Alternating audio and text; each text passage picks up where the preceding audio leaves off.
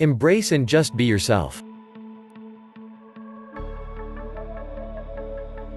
Fears, doubts and insecurities are all around us, outside and inside of us. Sometimes it may even seem easier to just want to be someone else as we wrap ourselves up in these negative feelings. The grass may appear much greener on the other side based on our perceptions and ideas, which may or may not be slanted in the right direction based on the past or current experiences we have had. The reality is often the exact opposite, and others are more afraid than we are. What if the person you think has everything going for them looks in the mirror and hates the way they smile? Or how large they think their eyes are?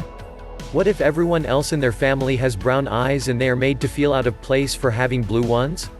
If the messages they have heard from family, friends or loved ones have always been negative regarding a certain characteristic or feature, their self-esteem will have taken solid hits from that. It's comical how others are envied for superficial beauty, wealth or relationships that people would fight to trade places with them. And many of them are looking at us and thinking the same thing. You appear as the smartest person around and they wish they had the same people or conversation skills that you do. That feeling of quiet desperation to be someone else results in the lack of confidence, low self-esteem and any hope that we can ever improve our situations in life. This is a perception, not your reality. Rather than spend your life wringing your hands about who you can't be, or what you don't have in it, concentrate on finding out how to make things better for yourself. Ask questions and find solutions to how to be a better person. Accept yourself for who you are. You can always learn new skills, ask trusted friends or advisors for areas they think you could improve in and how. Just because that's the way you have always been, doesn't mean that's the way you must always remain. Taking steps to self-improvement can open up new doors of experiences and opportunities for you.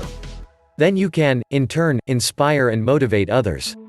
Get rid of the regrets in your conversations with yourself and focus on being a first-class citizen in your own mind. Accept yourself for who you are, improve what and where you can and stop constantly comparing yourself to others. All of us will always be insecure at times, but that doesn't have to be a life sentence for being unhappy. Loving ourselves no matter what begins with the act of self-acceptance. Once we achieve that, contentment will follow.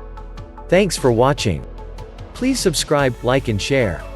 For more useful information, follow the link in the description below.